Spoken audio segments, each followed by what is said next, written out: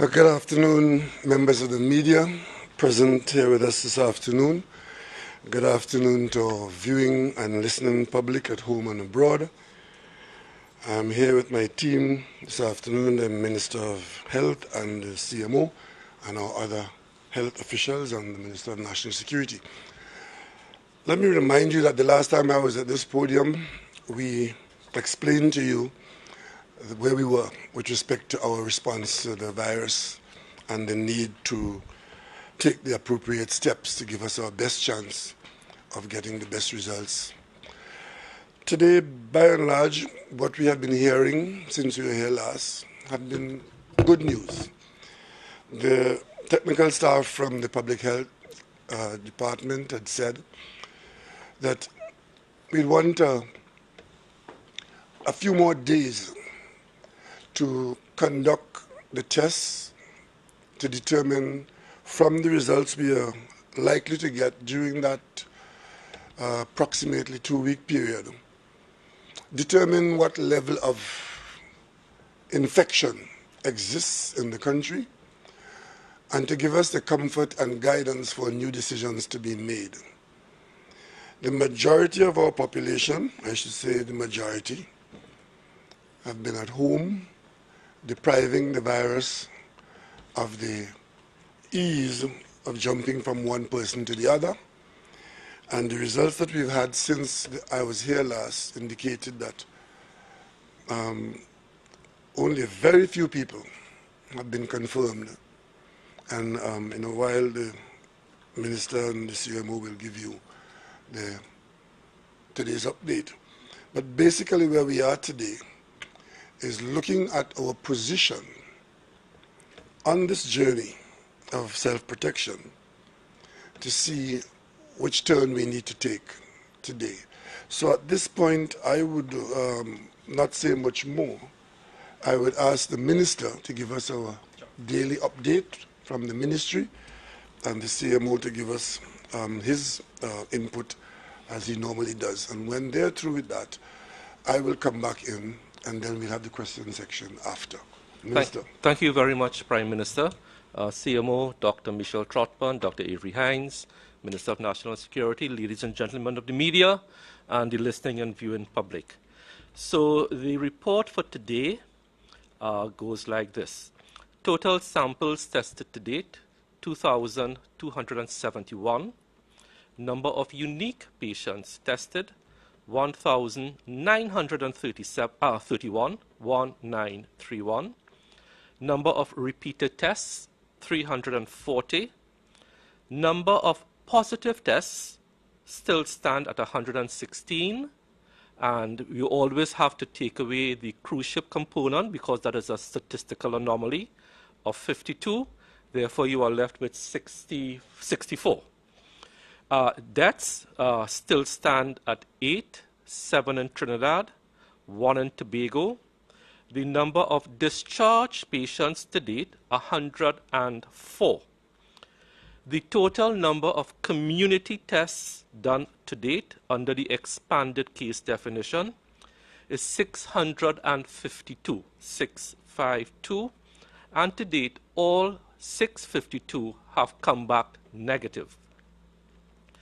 In our hospital system, we have one person hospitalized throughout the system. That person is at Couva, and we hope that that person can be discharged as soon as humanly possible. At the Home of Football, we now have only 3 persons in that step-down facility. So that is where we are, Honorable Prime Minister. The Tagarigua Center, as you know, has now been decanted of all 33 citizens who returned from Barbados.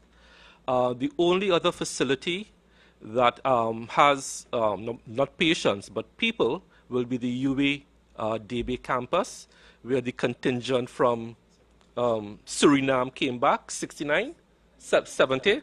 We got one more yesterday. That person came from Guyana, I believe. So 69 from Suriname, 1 from Guyana yesterday. So you have 70 persons in the Debe Penal campus. So that, Prime Minister, is the report as of today. Thank you very much.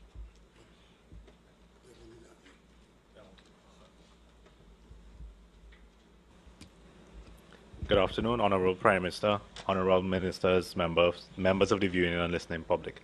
So in addition to what Minister had said, just in terms of the healthcare workers, we have 20 persons at the Napa site, 20 healthcare workers. That site, as you know, was designated for that purpose.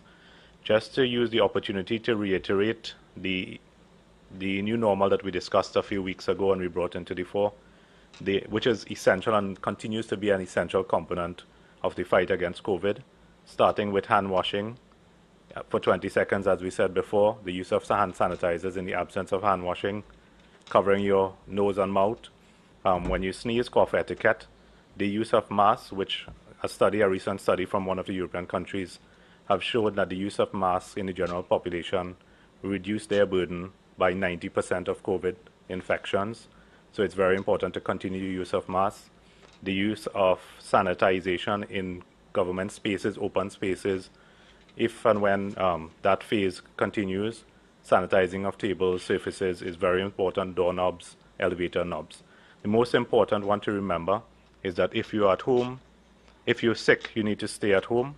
If you or your child is sick, you need to stay at home. So we need to reiterate it as much as possible.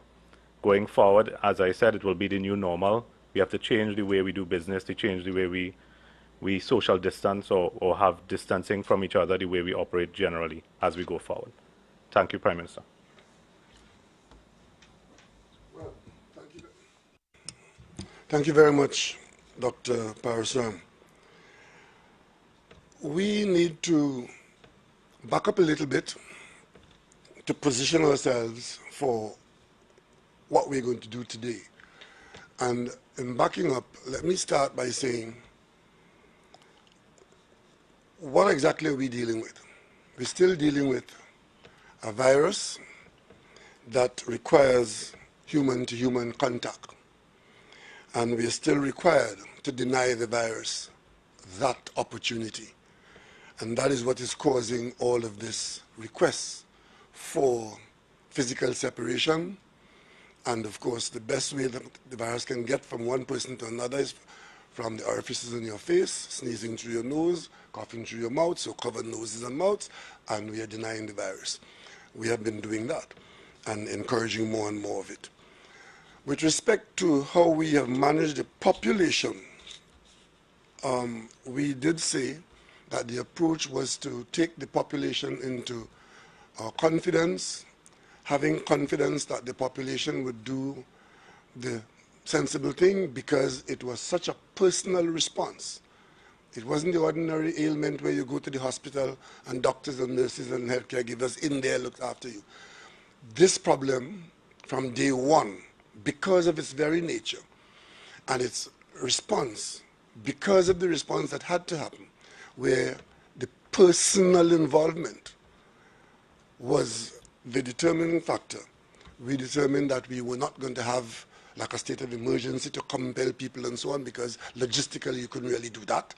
It was better to encourage the population to buy into the fact that you can protect yourself and others and the country by what you do at the personal level. We continue to do that. The next thing is, in the event that the virus comes to our country, as we anticipated it would, and the virus did come, and the preparations had to be made. And what was required is to always be in a position with respect to our health infrastructure and the presence of the appropriate healthcare givers and the equipment, and I probably would say the medication involved for comfort, that all of that was available to treat with whatever circumstance might arise in Trinidad and Tobago. The one place we did not want to be in, and that is still an imperative, is that we don't want to be in a situation where there are people who are afflicted, and when they turn to the healthcare delivery system, the system could not deliver. And that is why we have taken the steps that we've taken in what we call the parallel healthcare system and the various arrangements we've made outside of the normal hospital care to ensure that if and when people are afflicted, that they could get the appropriate care. I must say that we have done so, and we have done so quite well. And at this juncture, I want to once again thank and congratulate the managers, the thinkers, the decision makers in the public health sector, in the healthcare system in Trinidad and Tobago, for approaching it in this way and for guiding the government to this operation. I can tell you that as Prime Minister of Trinidad and Tobago, I have had a lot of communication with officials outside of Trinidad and Tobago, some of them quite high-level government officials, who were curious to find out how we managed to have put ourselves in this position, on what advice did we act. Because as you know, if you look at the international news in many countries, or some countries for that matter, you would see a conversation saying that certain kinds of information was not available and some information was hidden, and even have the conspiracy theories going around as well. And there are people who want to know whether we knew something that other people did not know. The answer is we did not get any special information. We got the information from WHO, we got the information from PAHO, but most importantly, we had within Trinidad and Tobago a population of public servants and their associates who were able to give us the appropriate advice, and the government took the position that we will make our decisions based on the science and trust the professionalism of our healthcare professionals. And I must say, it has worked very well for us. And what we can anticipate is that that standard of care would continue, and the government would continue to make decisions based on the science. We today are in a position, based on what we experienced as promised last time, we are in a position to make some adjustments to what we have been doing. We had asked that certain things be done to minimize the population that was away from the home.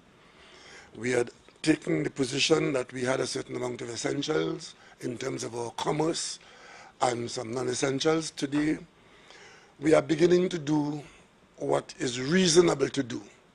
I must tell you that the government has met in one-on-one again with our healthcare professionals. We discussed this in detail, and we are satisfied that what we are going to recommend today is the best step that we should take.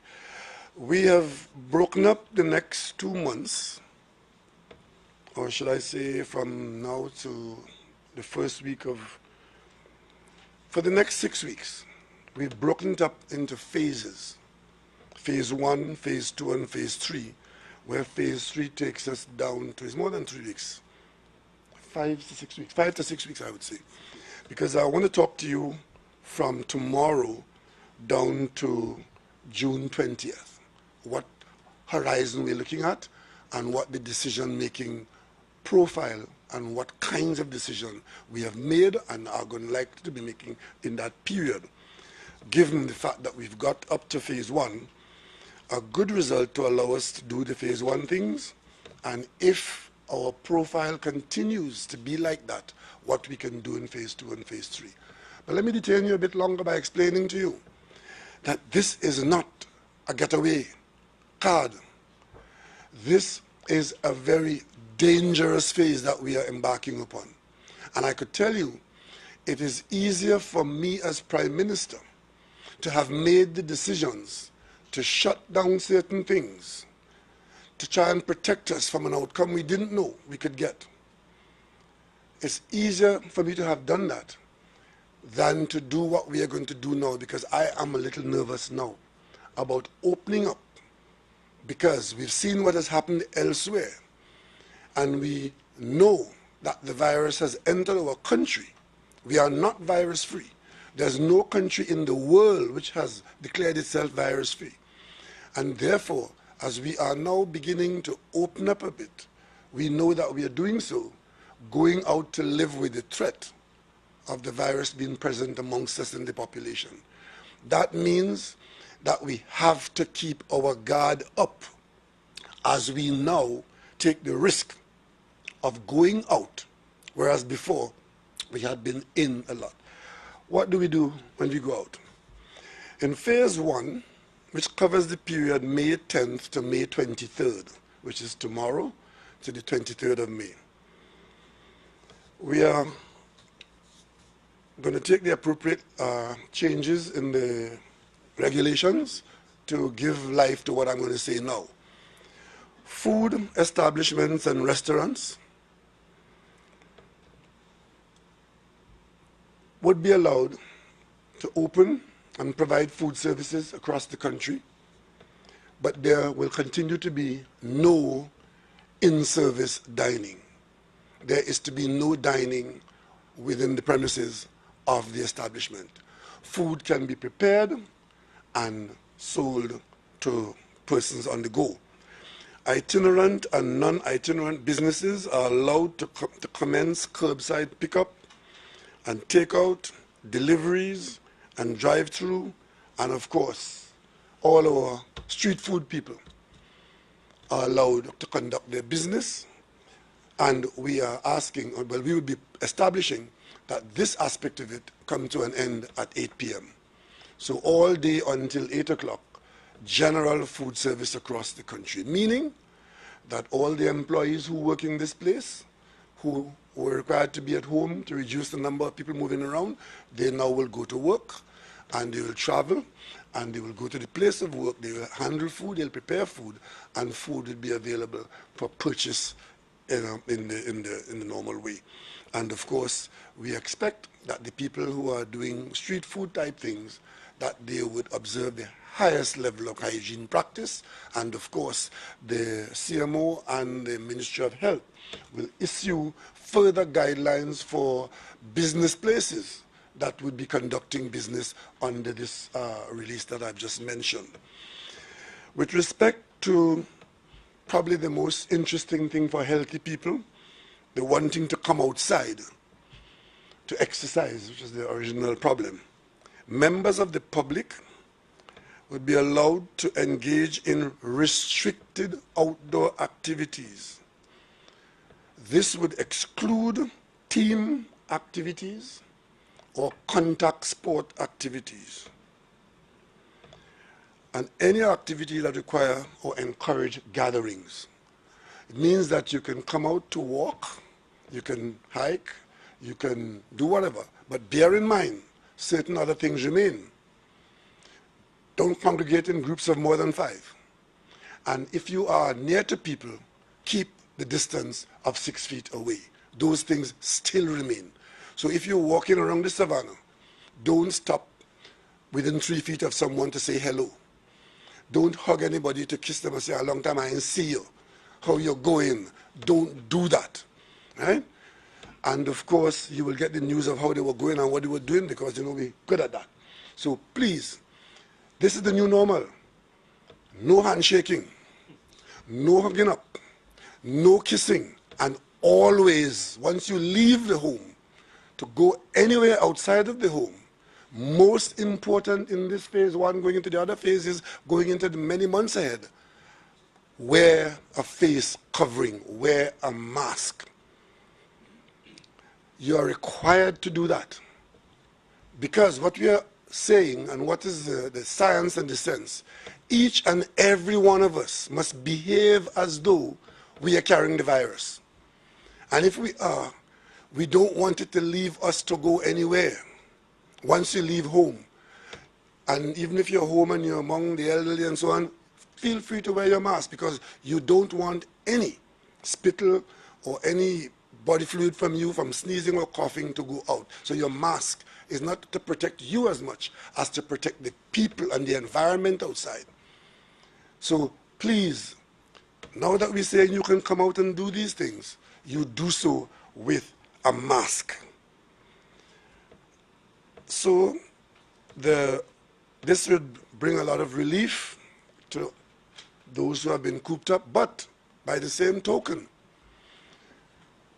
we still want an element of stay at home. If it is not essential for you to go out there, the stay home is still in place. If you are caught by being an essential service, you'll continue to do that. If your business, where you are employed or where you are operating, is now captured by these departments I'm mentioning here, then of course you come out. If you are not caught by these things, then remember the grounding. We need you to still stay at home if staying home is not conflicting with what I've just said. Right? If you're not working in a restaurant, you're not working in a business that is supposed to be opened, and hardwares. We are going to allow the hardware stores to open all day till 4 o'clock. So a longer period of time, meaning that you shouldn't congregate there. You have a few more hours to do business. So the flow of people to the hardware should be, it might increase, but because it's a longer number of hours, you shouldn't congregate. Go do your business, keep away from people, and get it done. So hardware stores will open, electrical stores, plumbing supplies, and so on. And of course, supermarkets, groceries, markets, and pharmacies, they will continue. The hardware stores will open from 8 to 4. The groceries and supermarkets and so will open from 8 to 6.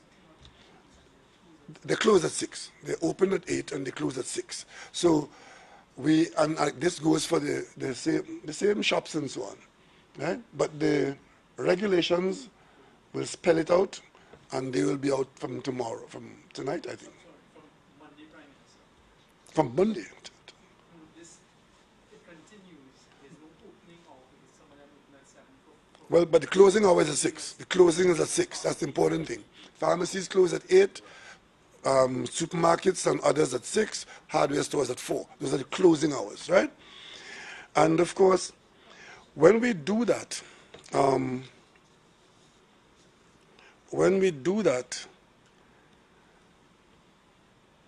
a significant number of people will now be expected to come out covered by these activities, because what we are doing is tentatively returning to some element of commerce. I should also say that the Minister of Health has granted approvals to 3 of our major commercial activities for reasons which are a little more than what I just mentioned.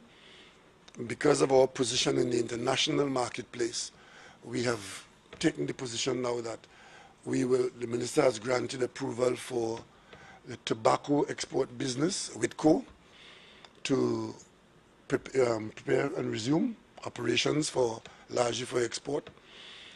We've also done the same approval for cement, TCL, and the new I.A.N. Those 3 businesses have been granted approval for startup on Monday, is it? On Monday. And they'll move slowly into, even more quickly, into where they were.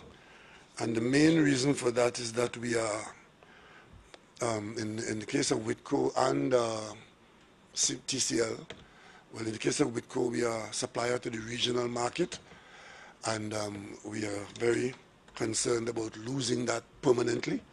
So we come back out to maintain our market position there. With TCL, similarly, we have supplies and regional concerns.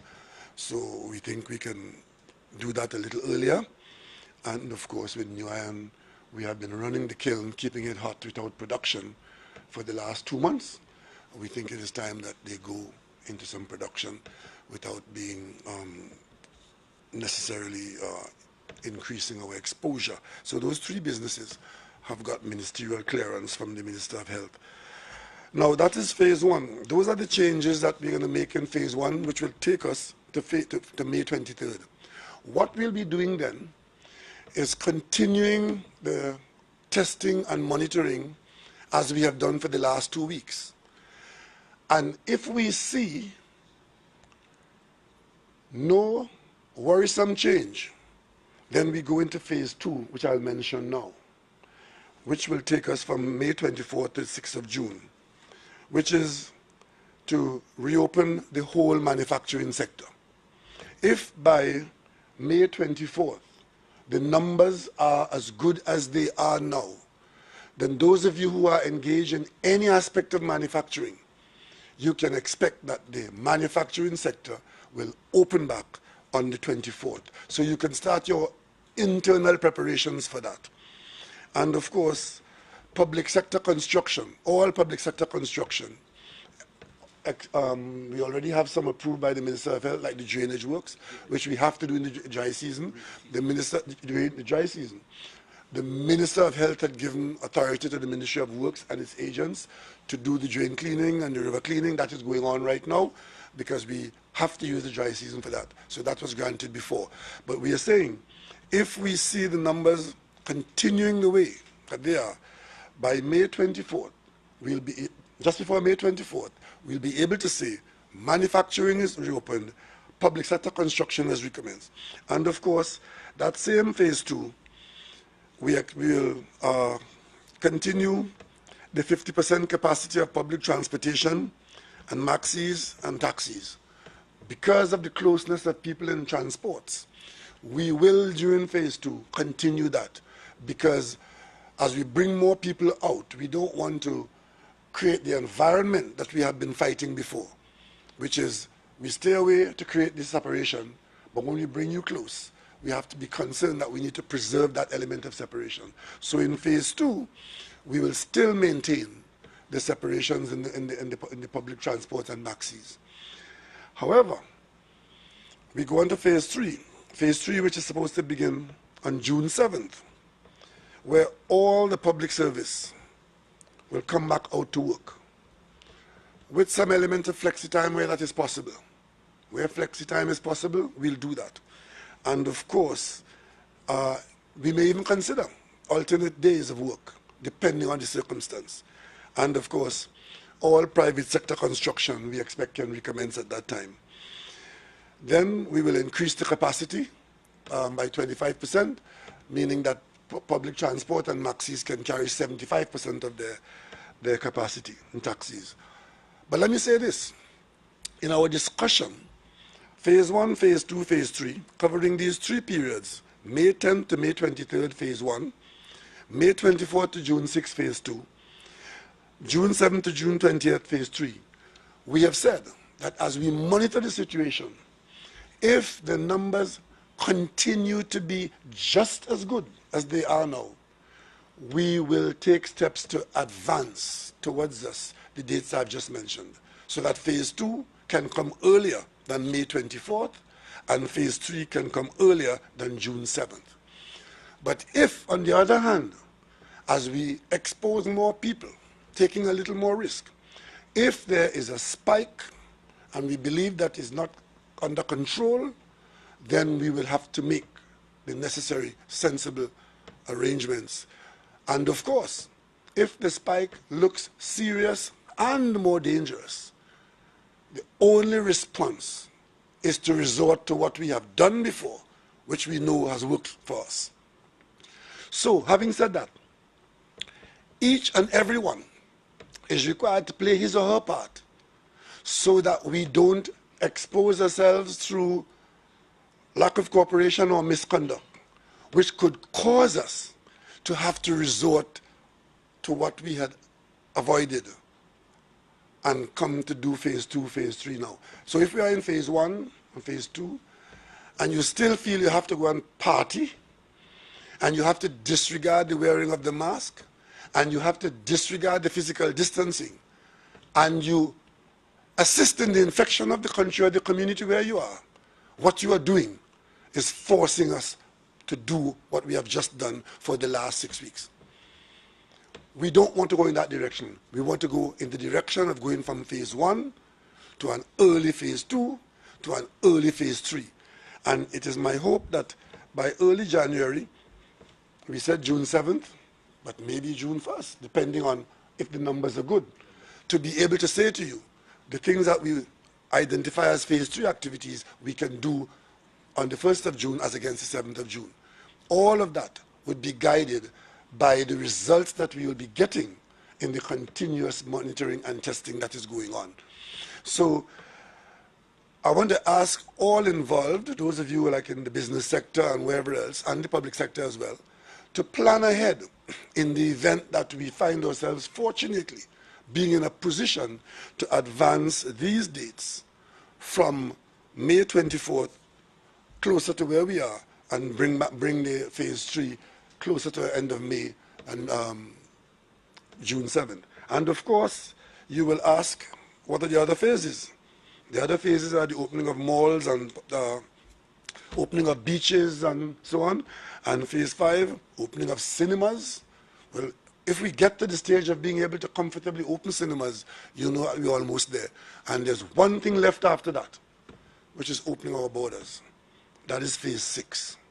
And that will remain as it is now more than ever.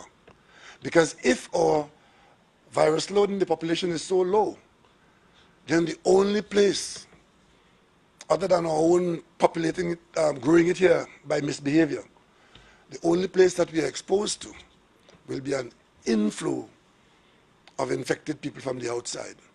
And to prevent that from happening, we do not want to squander the good results of the sacrifices we have made. So we will maintain our border closure until we are satisfied that the external environment is such that we can accept within Trinidad and Tobago persons from heavily infected areas outside. But in the meantime, if there are persons in Trinidad and Tobago who want to leave, Trinidad and Tobago is not a prison. The Minister of National Security and the authorities, based on what's going to happen with Caribbean Airlines and so on, it is quite possible that we might be able to allow some kind of traffic so that people can leave if there's a need for that service. If that need is not there, well, then we just continue to stay battened down until we are satisfied that bringing people in scheduled flights is a sensible thing to do. In the meantime, I trust by now you would have observed in practice the good sense of what we are doing in terms of allowing people to come back into Trinidad and Tobago. When we took the decision to close off traffic into our country by non-nationals, that was a step. The next step was to close off the border even to nationals who were outside. And it was understood that if the borders were closed, some people would be on the inside of that fence and some would be on the outside. It's unfortunate that some people were on the outside, and in every situation there was serious inconvenience. We knew that. We knew there'd be inconvenience. But there was a price that this country had to pay to be where we are today.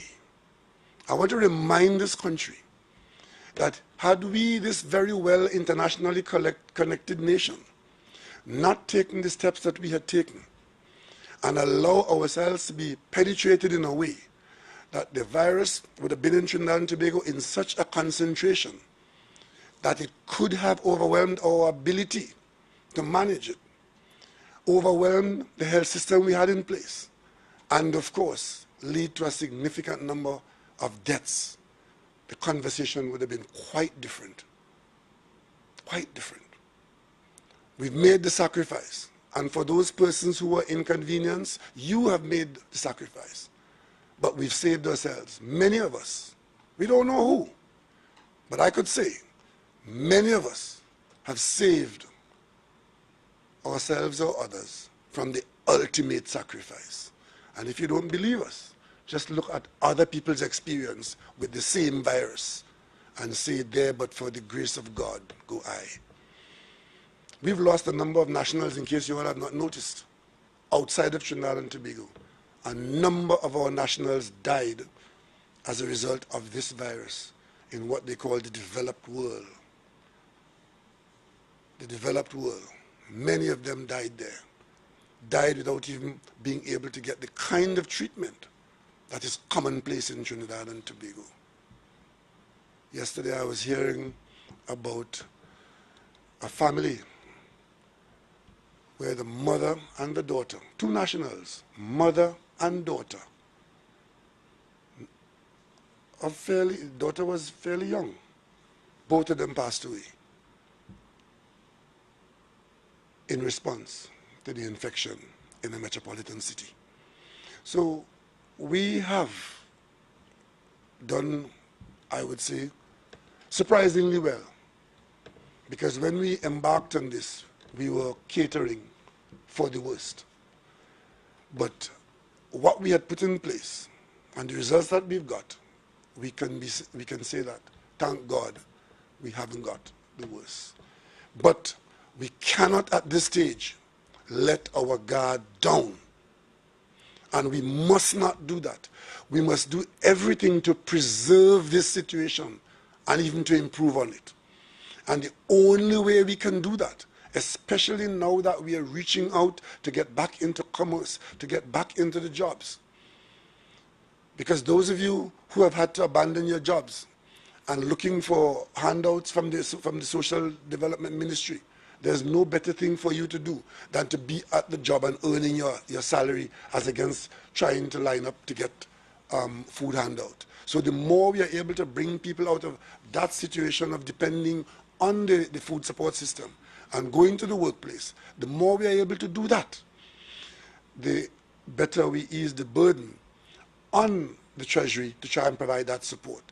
And we want to get back to a situation where more and more people are coming back to the workplace. But as we do that, we know that we are flirting with the risk of infections and reinfections. And that is why it is so important, as we do this, that the exhortations and the entreaties to do the simple things. Keep clean hands, wash hands, wash hands, wash hands. If accidentally you touch your face, it must be a clean hand touching that face. But try not to touch your face. Wear the mask. Sanitize. Use the sanitizing items. Keep yourself virus-free, but behave as though you're carrying the virus with the mask on. And keep a reasonable distance from the person next to you, whether it is inside or outside. Keep a reasonable distance. And we are trying here now to commence those activities where people can come out and do work, but at the same time separate themselves. Because once the virus can't get from A to B by virtue of sharing that space between A and B, the virus will be beaten. So we have to deny the virus that transmission highway between A and B. And it said it is 6 feet minimum. Try and do that. And those of you who are going to go out, don't congregate. If you're going to go and walk around the savannah or around Skiller Park or wherever you walk a little away from the person in front of you. If you're passing someone, don't pass in their face. Step away a little aside. These are the norms coming up. That's how it's going to be going forward. And if somebody happens to absent-mindedly violate this code, don't get hostile. Even if you have to remind someone, remind them nicely so they too can remember, because sometimes you forget. Sometimes you forget, even though you want to cooperate. This is about cooperating, doing relatively simple things. And the target is to keep the virus suppressed to absence so that we can get back to doing the things that we would do in commerce, in social life. And of course, with respect to our schools, the schools will remain closed. The exams, there was an announcement this morning about the CAPE exams. The Minister of Education will give you details about that. And of course, we are looking towards the exam, the SCA exam, and we're looking towards a September opening, right? So hopefully, we are on the trajectory to do these things. So by September, we can get our children back into school. Right now, we're looking at getting them into an early mid-year vacation. August is a little away from normally the school term the vacation would have started on the 7th of July thereabouts. So it's about 5-6 weeks early. And of course, parents are required to take responsibility for your children, especially in these times and under these circumstances. And there's one final comment I want to make to the people who have been receiving public support, especially food support.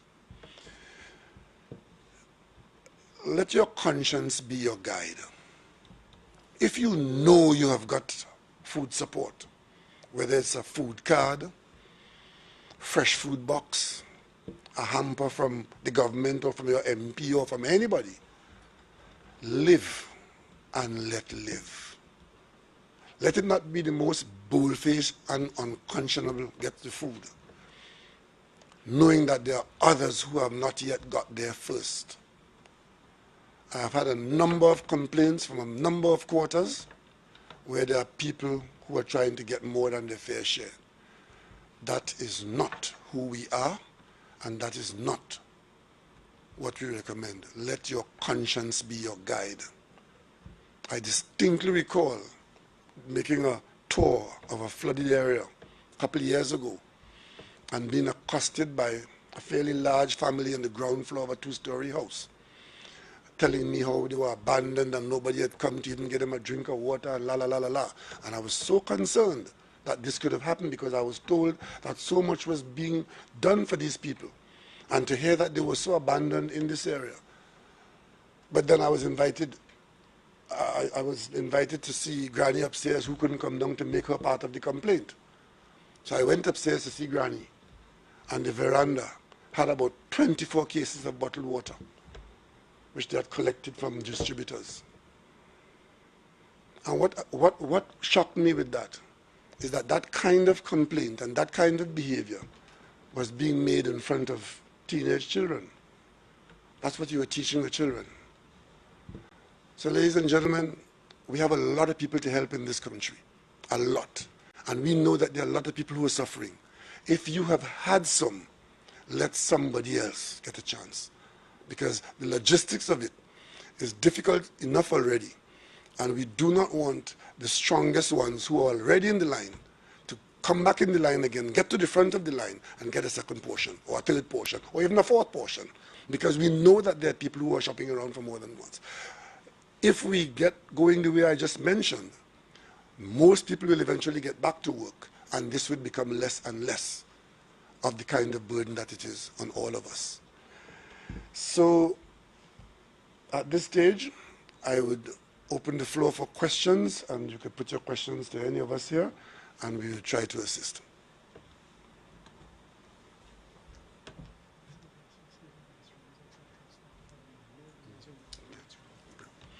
I'm reminded that to make sure that there's an orderly return to the positions I mentioned, the restaurant arrangements start from Monday, not tomorrow, Monday. So there should be no rush this evening or tomorrow to restaurants. They're told today, they now know that.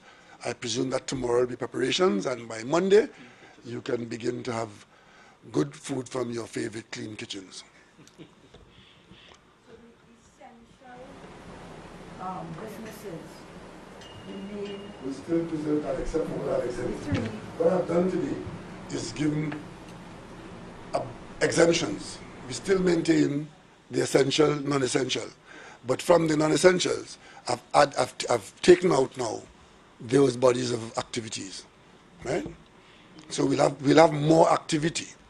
We'll have continued activity as we had in the areas of essential, and we'll have more. But I might say, though, that the objective of minimizing the amount of people outside is still there. So if you are in an essential arrangement, or any arrangement, we're saying just use as much as you need, because we still require to reduce the population of people circulating.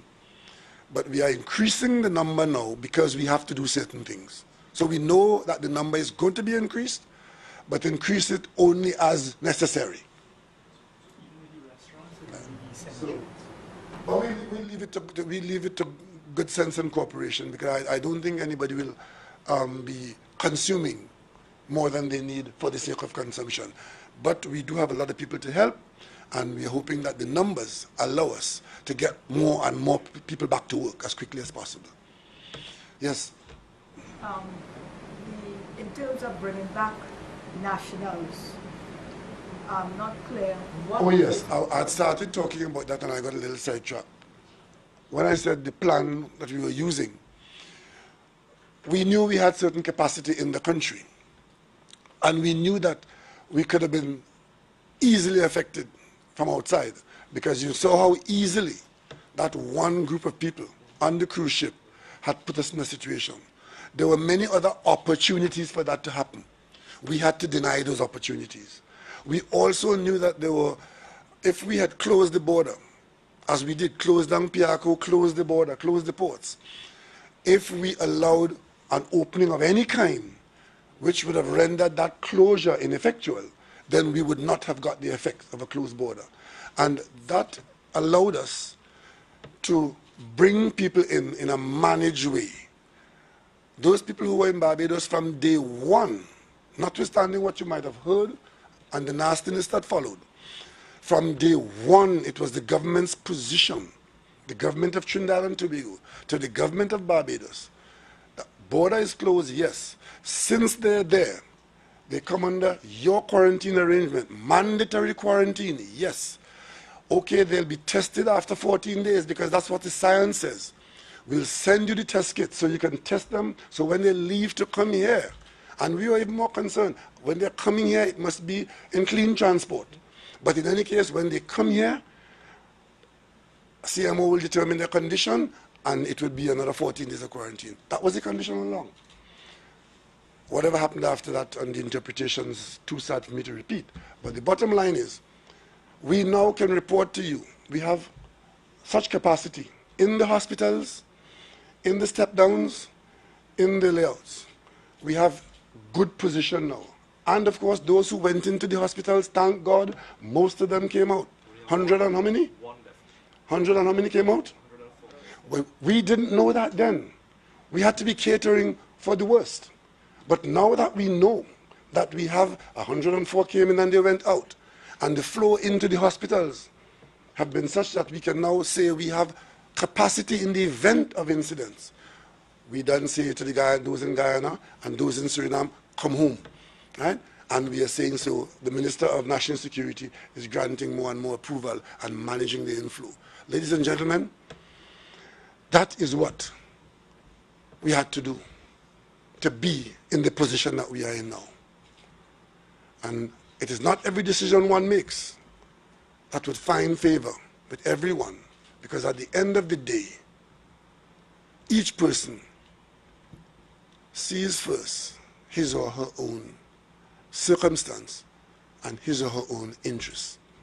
For those of us at the management level of the country's affairs, we could not see the individual interests. We were duty-bound to look at the wider public interests. And it's against that background that we are still managing the inflow of persons into Trinidad and Tobago, especially those coming from areas where the virus is still rampant. And that is why, with all the inconvenience, I said to you today, we'll keep our borders closed for a long time beyond phase 1, phase 2, phase 3. It's the last thing that we are going to do with respect to returning to some semblance of normalcy, because that is where the biggest threat lies at this point in time, other than our own misconduct within our borders. And so far, I must say that while everyone had not joined in, most people in Trinidad and Tobago are cognizant of what is required, and most people are cooperating. Let's increase that number. Gyms? The gyms are, that's coming in the other phase, because the nature of it and the body, well, I won't go to the details of Dr. Parasham can tell you a little bit more about that, but it has not qualified for phase 1. But I should say that from what I've seen there, Doc, I need to hear from you. This is not my doing, because I'm warned by certain people. Does this cover golf courses? Does phase 1 cover golf courses? Well, you said no team sport. no team sport, which, yeah. Golf is not a team sport. No, not mixed up. So What? Explain that, because I've already explained that. So I mean, basically, no contact sport. correct. So no contact sport, no team sports like football, basketball, those kinds of things, cricket as well. But I mean, golf is generally a sport that someone can actually go onto the course by themselves. So it's almost like walking, almost like being outdoors. So it would include to some extent, but of course you wouldn't want to have, for instance, a club opening where you could have congregation of people. So you can possibly go straight on. The clubhouse, and of course I didn't mention bars remain closed. Yes. Okay. Correct. So yeah. So similar things that the numbers are less than 5. that you're able to have social distancing in an open space, other types of sports. You mentioned hiking. If someone wants to do that kind of activity, that should be well welcomed as well to get someone some activity. No, those are indoor activities with quite a lot of people in the first instance. We're talking about outdoor activities. Yeah. There's another group that I was inquired, the hairdressers and nail. And they are later on because they, of course, the nature of hairdressing and the nature of those kinds of things is that you have very close contact. You can't not have close contact, and it's usually in confined spaces. So it will be later on, along with malls and other types of businesses of that nature. Prime Minister, Dr. Simonga from Guardian Media and CNC3. I suspect at this time we might have some concerned parents because as businesses open up, more parents will be heading back to work and they'll have children at home. Are there any arrangements that we put in place to accommodate or to bridge this difference? Not from the government end, because I mean, one has to understand that the government has certain responsibilities which I think we have been discharging, and there are some things like if for example a parent has to have a small child looked after, certain kinds of arrangements have to come at the familial level. I think this is where this whole question of pandemic leave the discussion had started, but we could not get to a point of operationalizing that without the potential for significant abuse. So on a case-by-case basis, these parents are going to have to make decisions that are not governmental decisions at this stage. What about immigration? I saw that have they sort of gone back in full speed?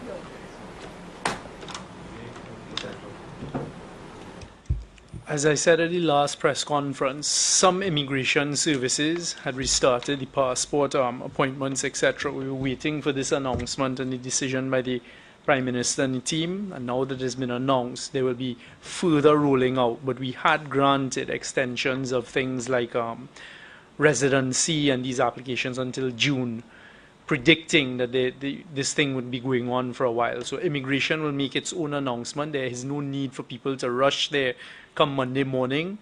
Immigration will make an announcement as a phase basis how they begin dealing with the supervisory orders, the applications for residency, the extensions of people's stay here, because we recognize the borders are still closed. Prime Minister, if I may be permitted, with respect to what the Prime Minister said about people being permitted to leave, we will continue to deal with that on a phase basis, because right now we're dealing with the farm workers who have made a request to leave. It came up today. That has been sent for legal advice, because of course we are very concerned about sending nationals out into areas where there is very active COVID spread going on, and that takes place right now with what we understand happening in Canada in the 2 provinces. So we are looking at these things on a very, very careful case-by-case basis and consulting at every step of the way with our healthcare professionals. You mentioned that construction will be open. I was wondering if earlier in March, Minister Imbert mentioned the paying out of outstanding sums for contractors and consultants and so forth. Would that delay that in any way, since some of them are now going back out? How far along is it? Actually, no. The payment schedules and the issues around payment should not interfere with when the actual work is going to start. In fact, a lot of paying has gone on in the last few weeks, so I think they're in an improved position. But I do know that a lot of eagerness is there for the work to be done.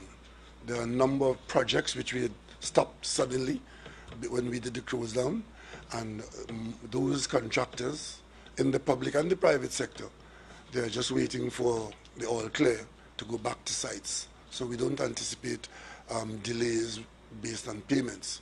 Contractors will go out and start to work and deal with the payment schedule as they go along. And people are also concerned about the use of the weather. We have very good construction weather now. And while we are concerned about preserving our lives from the virus attack, we also keep an eye on how much of the dry season we can salvage with some of the projects that are exposed to damage or significant delays if the rainy season catches us at certain stages of the project. So I don't anticipate that payment stories would bring about any delay. Oh yeah, I mean, the Ministry of Finance has been paying a lot of people in various areas, some of whom are contractors, right? And a lot of what the Minister of Finance has said is an ongoing arrangement. So I'm sure there are people who are still to be paid, but a lot of payments have been made, for example, the VAT payments. But I'll leave those details for the Minister of Finance, who will give you maybe one day in the coming week. The Minister of Finance will come and give a comprehensive report as to what he's accomplished so far in getting funding to the various sectors and subsectors. What about non-living domestic workers? Yeah, we still the medical professionals will still like those people to stay at home for maybe until an earlier phase 2. Let us hope that phase 2 comes earlier, Doc. They would come in phase 2, more than likely. Domestic workers. Because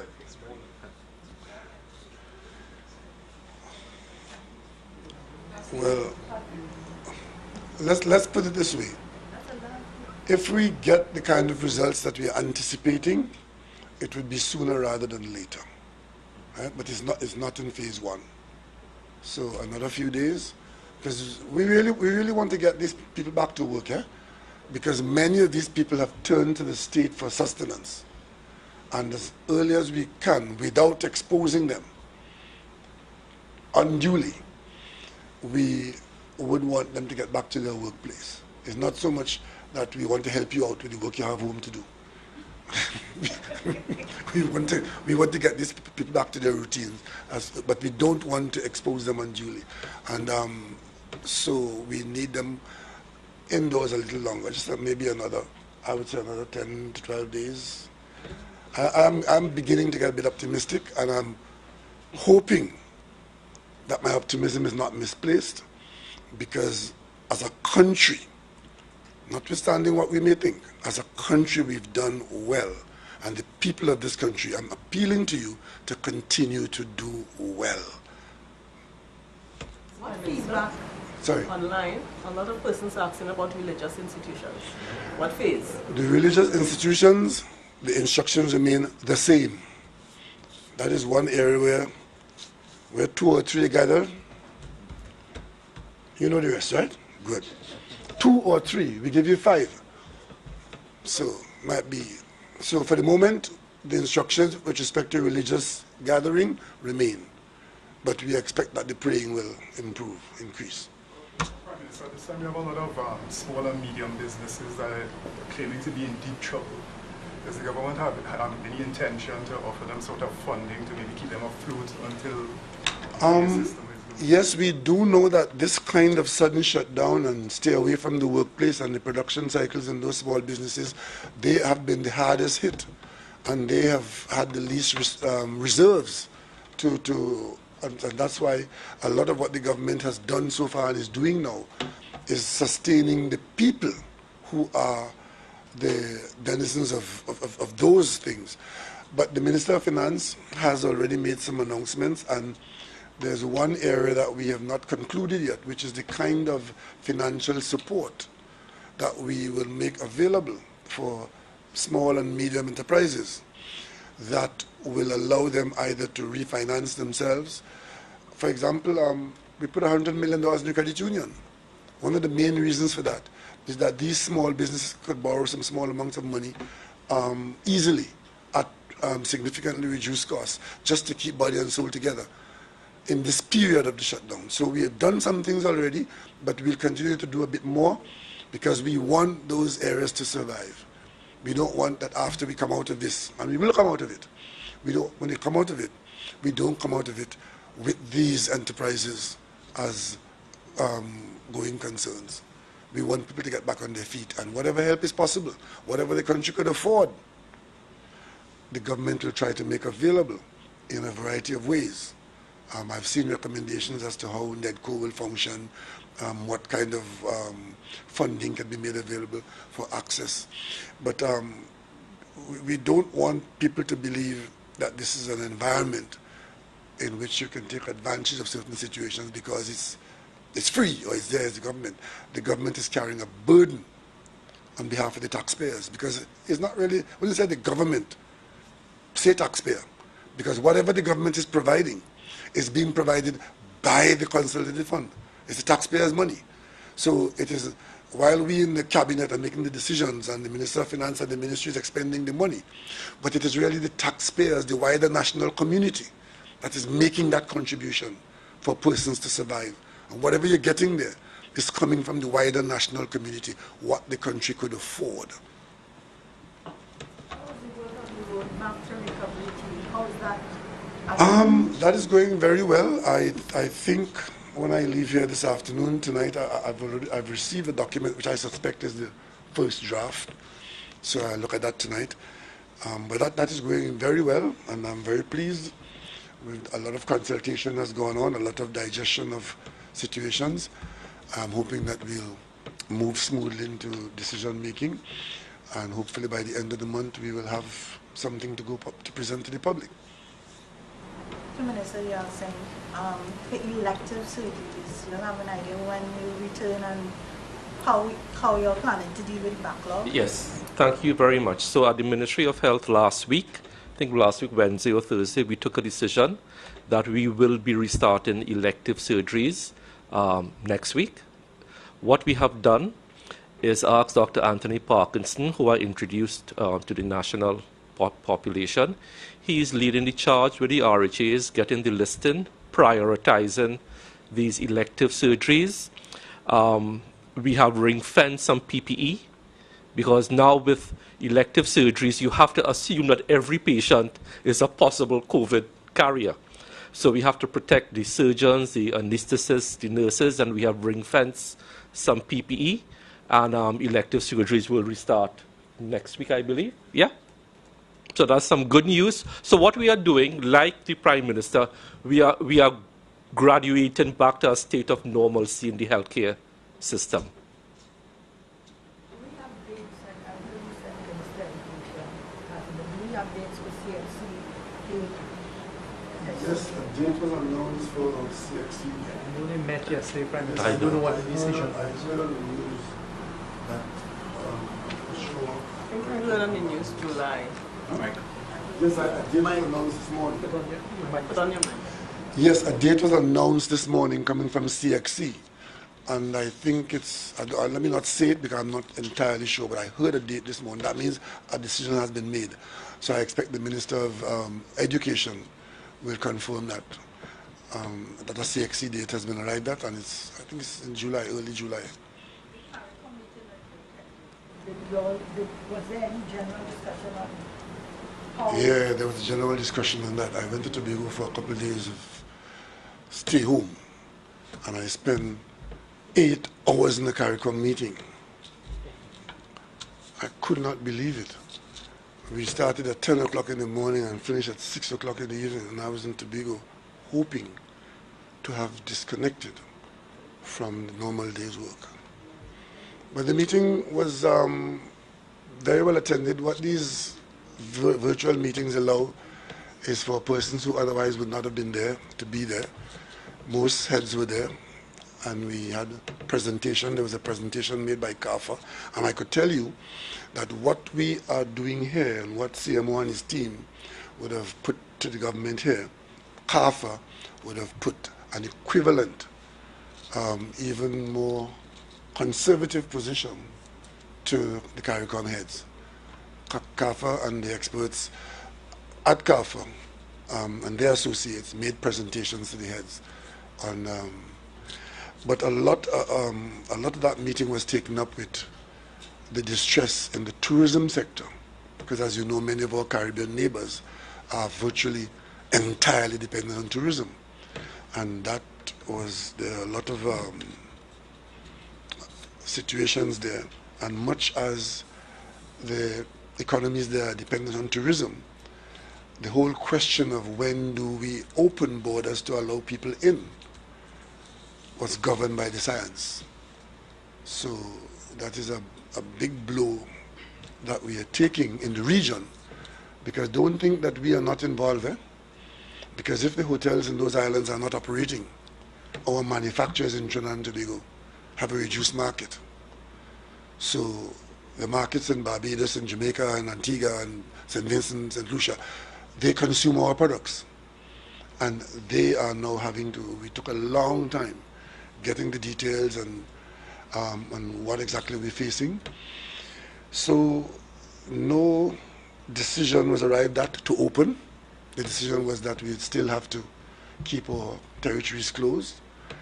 And there's a decision to meet with the cruise ship industry for some firmer talks, because they want to open up their business, but we in the region have to talk with them. There was a meeting that was planned before COVID to talk to the cruise ship industry with respect to the whole question about who's paying for what in the region. And now that we have been confronted with this COVID matter, this discussion is advanced.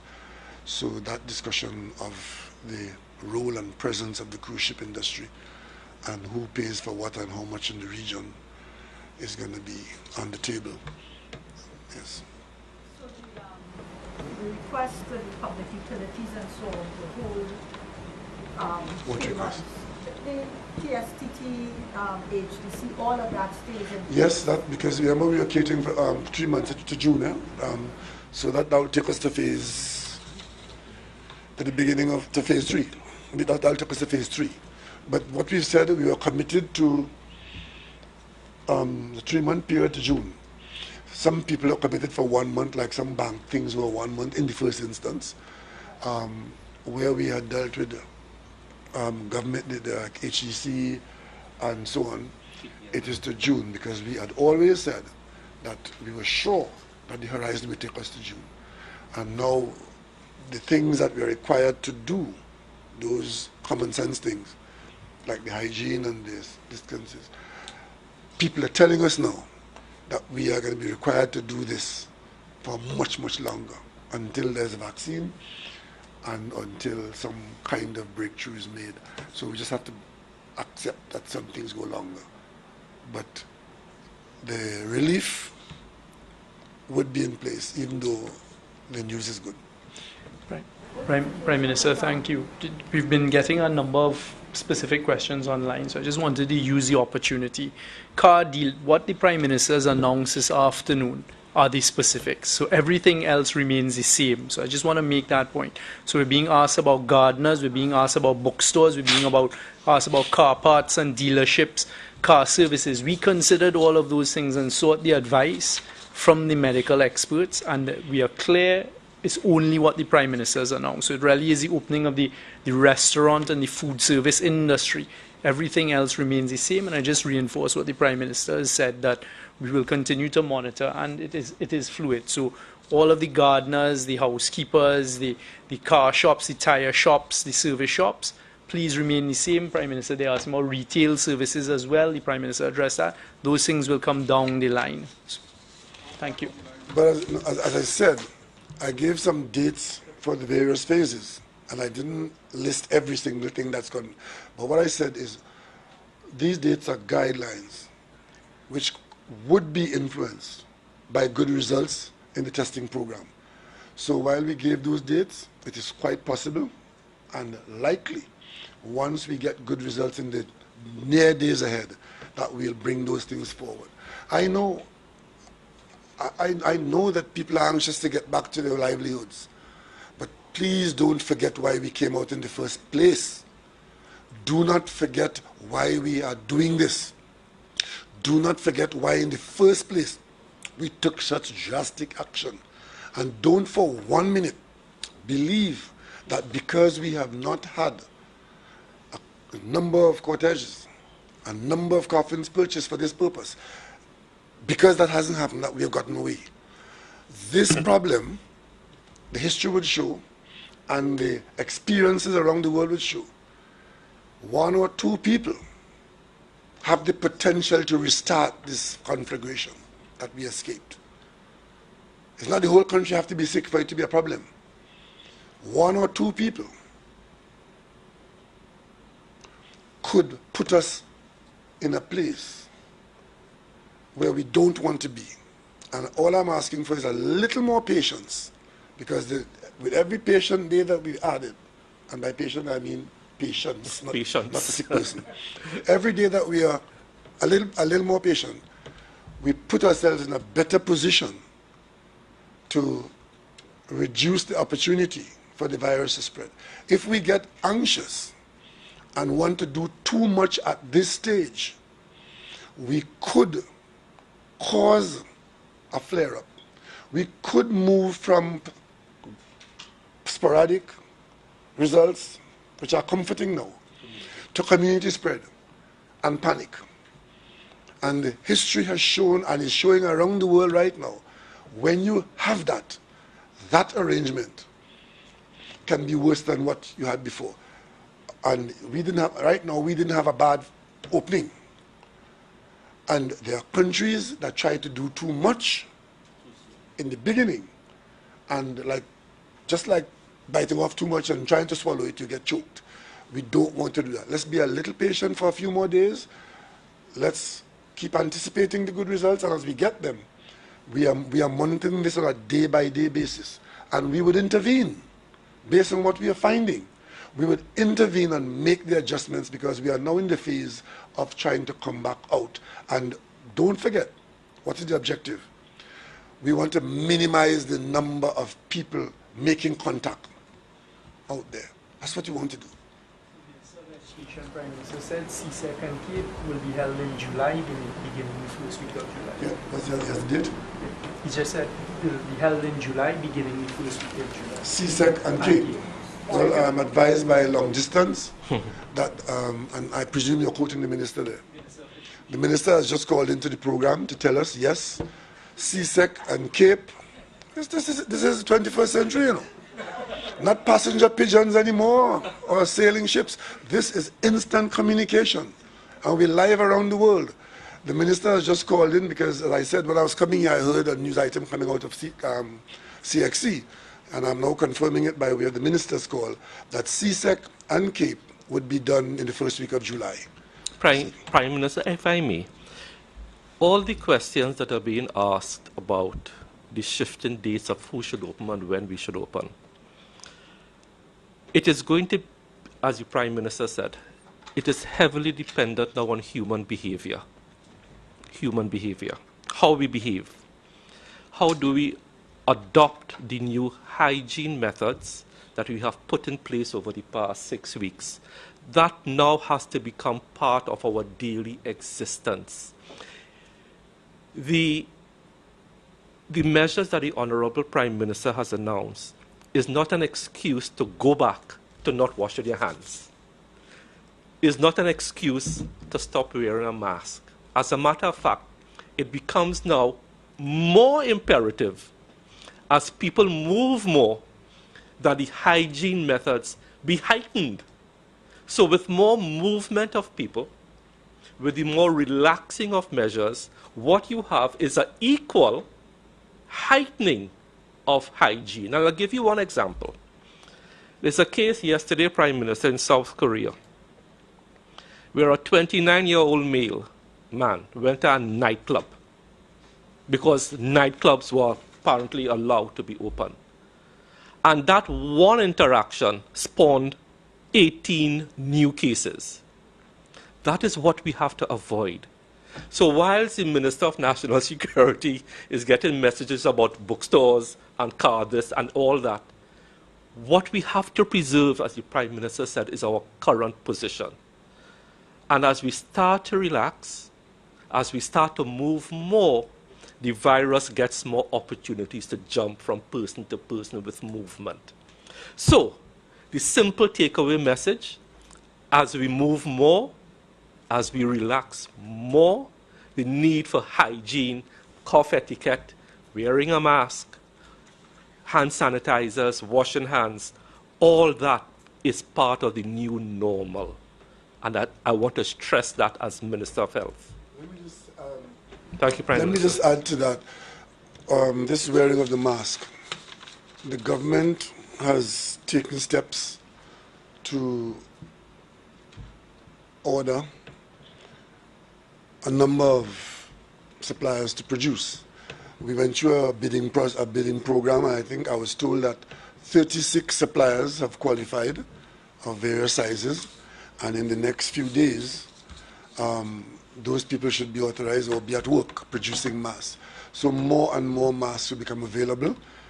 This purchase would be for a few tens of thousands of masks, and they'll be available in such a way that there shouldn't be any difficulty in getting your face covered. In the meantime, if you don't have a mask, you have a bandana, even a kerchief, get it over your nose and mouth once you're getting out from home. And we will ensure in the coming days and weeks that masks are available, because they would be required for a fair period of time. And once you're coming out of the house, all persons should have a covering over nose and mouth. So that is what we... So Prime Minister, someone from Tobago wants to know if they could just go to the sea to take a bath. Ask them to call Gary.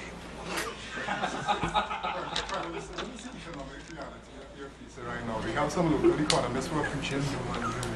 What is the reality of the economy right now? What? What is the reality of the local economy right now? We have some local economists preaching doom and gloom. And what's new? So they're incorrect. Long before COVID, there were people in this country preaching doom and gloom. Problem is that this country will survive. We will survive. We have been through very difficult situations before. And for those people who believe that life is a bed of roses, they might be living in that garden. But most people are prepared to play the hand that God has given them. We in Trinidad and Tobago have a propensity to see the worst of ourselves. We didn't put ourselves number 1 on the rating list or the Oxford list. We didn't put ourselves number 15 on the Oxford list in the economy. If you listen to some people, we shouldn't even be there on the list at all. But based on how we have managed ourselves, given the circumstances that we have, it turned out that we were assessed and found to be in a position to be grateful. Our economy is going to take a huge hit as a result of this virus appearing on the scene. It's a period of a pandemic. Let us not forget this. The whole world is responding to a virus that could kill people in large numbers, that is killing people in large numbers, that has killed some of our people. And the world is responding to it. And across the world, the economies are taking a hit. I saw this morning that there's 7,000 planes parked somewhere. The whole airline industry, including our own Caribbean Airline. Caribbean Airline made a profit in 2019 and a little profit in 2018 and was looking forward to a good year in 2019, in 2020. Between January and now, Caribbean Airline has moved from that rosy outlook to who's paying the bills. You have to keep the planes. You got to pay for them. The planes are not being used. You got to keep the staff. You don't send pilots home and then pick them up on Federal Street after. You got to keep the pilots, because people operating planes are highly trained people. And if you're going to start back on any day, that day you need them ready and willing to go. So that industry, not just our Caribbean Airlines, but the world airline industry. And I'm seeing where it is said that many airlines may never go into the air again when this is over. The same thing with the oil industry. At 2 o'clock this morning, I'm seeing there are about 70 companies in the oil industry in the United States that may not come back into the business. We are not alone in this. And those who believe that we're doing something here particularly bad, and therefore our situation ought to have been different. That conversation is for some persons, but for the average person in Trinidad and Tobago, we know where we've come from, we know where we are, and we know where we're going. And that is the most a country can ask of itself. Last thing, as you mentioned, Gary, Minister Young. So with the changes with the outdoor activity, have you had any discussions with the police? While the minister is good, let me answer that question about going on the beach. Let us be disciplined. The beaches, this is Tobagoan, right? Tobagoans are supposed to be disciplined people. What? For the time being, the beaches are closed. And one of the reasons for that is that going to the beach has by its very nature a congregating effect. And while I'm on this subject, please let us not have opening up parties. Let us not having parties. I was shocked the other day when I heard about the death on the Maracas Road. That first the offense of people in a truck tray, and secondly, they were coming from a party. If there was any time that nobody should have died coming from a party, this was the time. So please, let us just be a little more disciplined, and then when it is open, then we would appreciate it a bit more. Let's be alive to appreciate it. Thank you very much, Prime Minister. The answer is yes. This morning we had our daily security meeting. The Commissioner of Police was present, as well as the Chief of Defence Staff and some of the executives of intelligence services, the NOFC, and we discussed how this rollout would come from Monday. And what I can ask through the Prime Minister and my colleagues at the Ministry of Health is we're really asking the population to do exactly as the Prime Minister said. Be responsible. So we're looking at the social distancing because, as you heard the Prime Minister announce, itinerant and non-itinerant food sales, so that is back to our gyros, all the food side sales, must stop at 8 p.m. And we're asking people practice the social distancing. The police are going to be there, but it's not for the police to enforce each one and every one of us doing what we know we should be doing. But the police are aware. They've been putting in things in place because we've been discussing it, and I expect them to continue doing the great job they're doing along with the Trinidad and Tobago Defence Force, and I thank them for that as we continue in this next phase. Thank you, Prime Minister. You have a question? Yeah, I have a question. Yes. Charlene Lewis from TTT News. A lot of persons are asking me about the resumption of NLCB operations. What's the status with respect to that? No. A little later on, because again, NLCB operations are linked to people, a lot of people moving around, moving to, but I guess very soon we'll probably in phase 2. So in phase 1 is what we announced today. Everything else we start to consider. Which is the opening of the door for traffic to go in the opposite direction. It's the first time we've done anything to bring you out. And the question now is how wide the door is going to open and how soon. But we're going to do that as we go along. Before I forget, I want, on behalf of the team, the medical team, where I am an associate, the medical team, many years ago when I moved into West Moorings, the gardener came to me and was very happy to be introduced to me. And he came the next morning and he told me he had a serious back pain. And when I told him that I was a geologist and I wasn't a medical doctor, he was so disappointed. But I'm happy to be here with the team, and tomorrow being Mother's Day, I'm sure the team would want to receive on my behalf and my family's behalf and my colleagues in the cabinet. Happy Mother's Day to all the mothers of Trinidad and Tobago. And that includes you too. Well, yeah, happy Mother's Day. I'm sorry that the house support is not coming out, but the best thing to do on Mother's Day is to look after the father. Now I'm in trouble, right?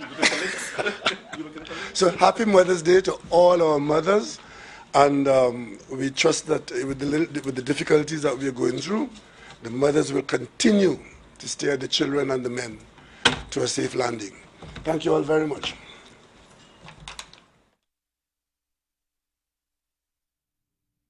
And that was Prime Minister Dr. Keith Rowley at the news conference at the Diplomatic Centre in St. Anne's. A quick review of some of the key points we just heard. And the Prime Minister, we've seen more smiles from him this afternoon than we